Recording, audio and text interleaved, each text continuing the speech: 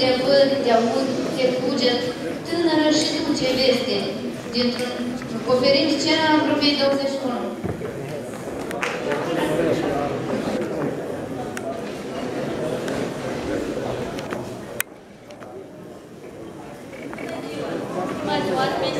Stimatele noastre mămici și suroare, la fiecare început de primăvară, în inimile noastre și pe mare neamului, intră și roage două sărbători gemene, date la străveche mărțișorului și ziua de omagere femei.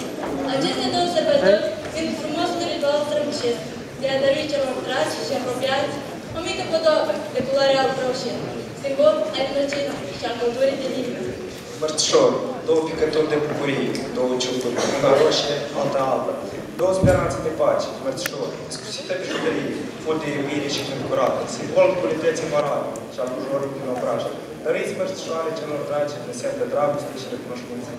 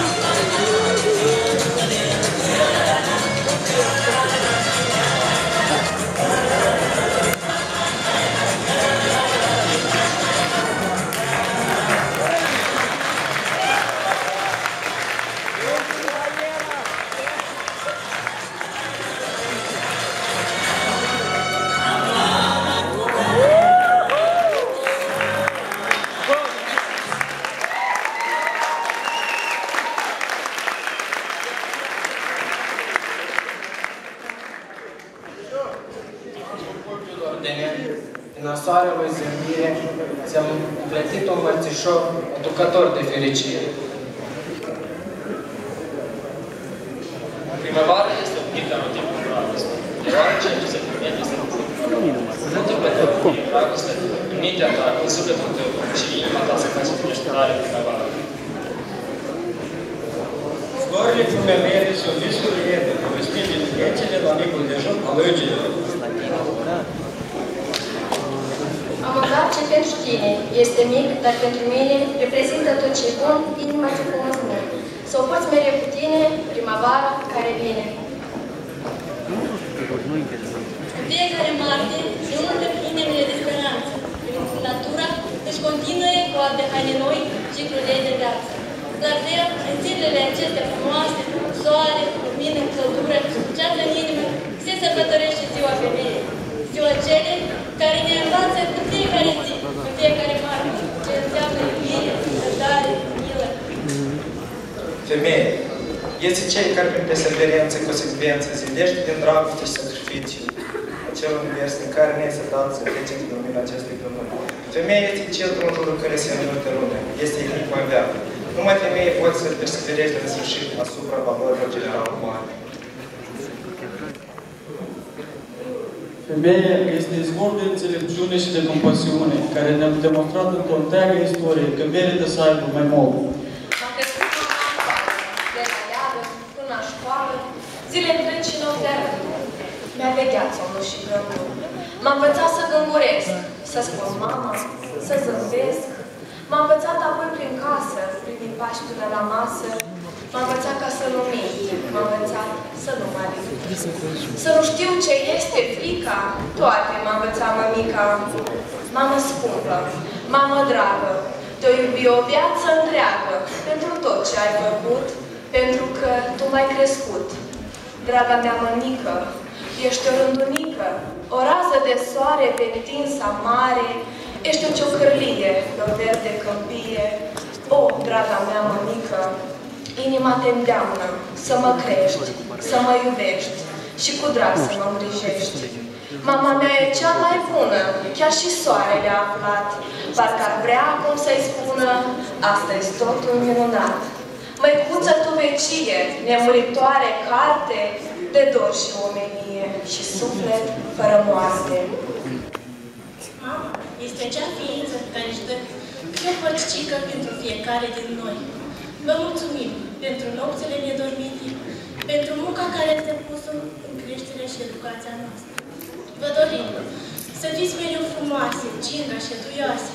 Primăvara nici când să nu dispară din sufletul vostru. Să fiți mai bune și să priviți înainte cu încredere.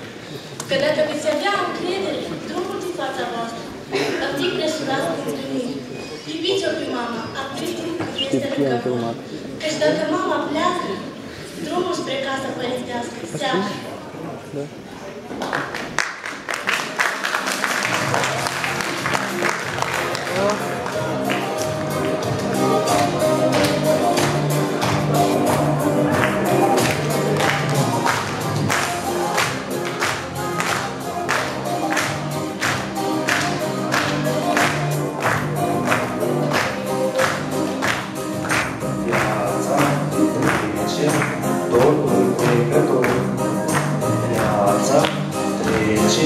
Și nu este dor. Mi-e dor de casă, de tatăl părintesc și de femeia pe care o iubesc. Mi-e dor de casă, de tatăl părintesc și de femeia pe care o iubesc. Să nu femeie, rata